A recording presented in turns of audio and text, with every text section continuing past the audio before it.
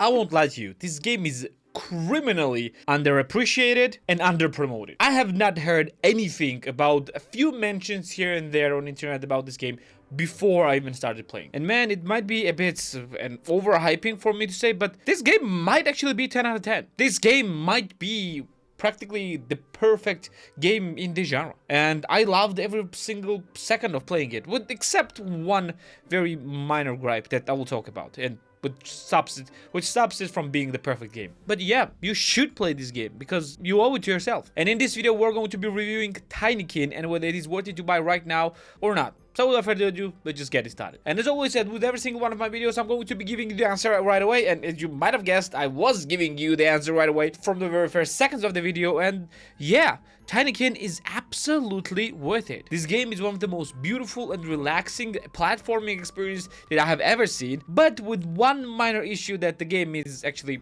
not very long. But let's just get into the details. So what even is Tinykin? Tinykin is one of the very obscure Game Pass titles that I discovered recently, and this is actually a kind of like a platformer game, which is very reminiscent to Pikmin, I think, which is focused on, well, platforming and controlling the small army of creatures called, well, Tinykin. Visually, this game is in full 3D, and you are thrown in this very large house, and you are just a very small human. You're basically kind of shrinked human, and this house is populated with the different kinds of insects, and every single character in this game that is moving and not static is in drawn 2D, which gives it very cool cartoon and very beautiful style, which is very attractive to kids. And yeah, my kids loved watching me play this. The levels of this game consist of different rooms, like for example, you're playing in a bedroom, or you're playing in an office, or in a kitchen, or in a bathroom or toilet, and your goal is to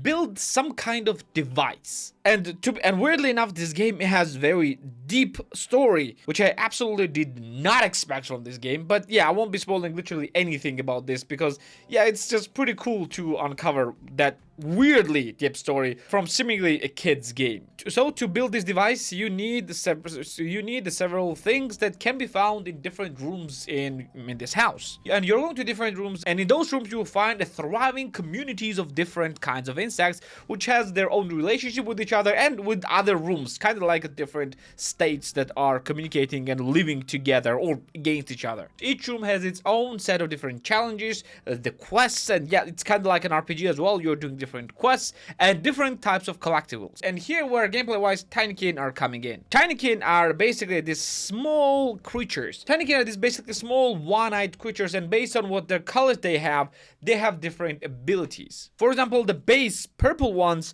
they're just your carrying creatures. They can carry different stuff like different big objects and things like that, and they allow you they basically play the role of your kind of like an inventory, because throughout the levels you will be finding different types of things, like for example letters for the post box. Tinykin will basically carry it for you. They also can carry much larger objects as well, and depending on how large your object is, you will need more of those Tinykin. And this Tinykin are actually and these creatures are actually scattered all around the level, and you will need basically to hatch them. The other ones can be red ones that are exploding ones, which basically explode and unlock different entrances to different levels. There are also green ones that can stack up on each other and will give you an access to the much higher positions. There are also yellow ones that can build a special kind of like a platforms, or basically stairs on different, well, points in a level. And there are also blue ones that conduct electricity and allows you to, well, try to allow you to connect different type of devices on, well, a bit later level. You also collect the pollen particles, which is the currency in this game, and you can change them for different bubbles, and bubbles are basically your gliding ability, and more bubbles you have, the longer you can glide. And because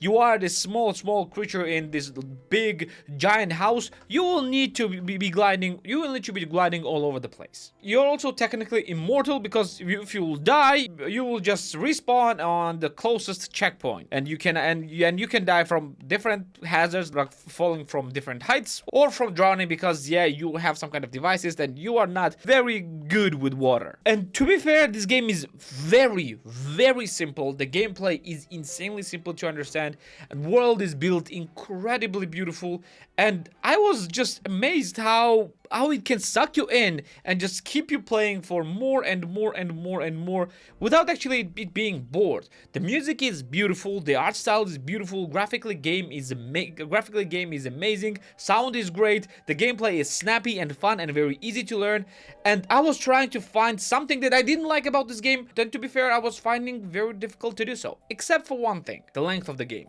It takes only around 6 hours to complete entire game. Even if you'll go complete completionist and just take your time, maybe it will take 12 to 14 hours. The game is not that long. And to be fair, that made me sad. You can literally complete the entire game in just one sitting. Yeah, this is an amazing and beautiful experience, but yeah, I hoped that this game was a bit longer. I know and I fully understand that the length of the game might be the contributing factor of why I actually loved it that much. Yeah, I would have hoped that it would have been a bit longer. But is this game actually worth it financially?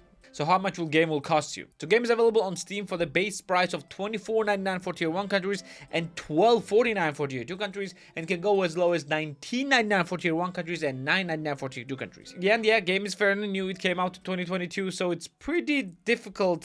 So there has not been a very deep discount. Plus, the game is also available on a Game Pass as well. So, is this game worth it? Well, to be fair, this game is very beautiful and amazing experience, and me telling you that this game is not worth it to pay $20 for will be a little bit, well, dishonest. I think that this game is worth $20. I think that because I've already played it and I loved it. Would I pay $20 for this if I haven't played it and if I was watching a review like this one, like you're doing right now? Yeah, probably not. $20 seems to be a bit too much for the max of 10 hours game. For a max of 10 hours game that might not be amazing for everyone. I know that it deserves it. I know it deserves it. And if you trust me, then yeah, you're gonna have a blast with this game. But if you don't, and if you are very skeptical, and you should be, well, I would say just wait for a bit of a dipper sale, like for at least $15, or just go get it on a Game Pass and play it there. On Game Pass, it's 100% worth it. It's just one of the gems of the Game Pass. And yeah, it was actually day one release on a Game Pass, which was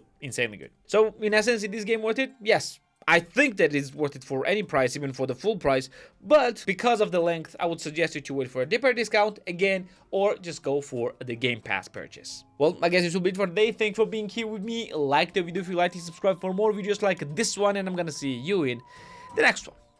See ya.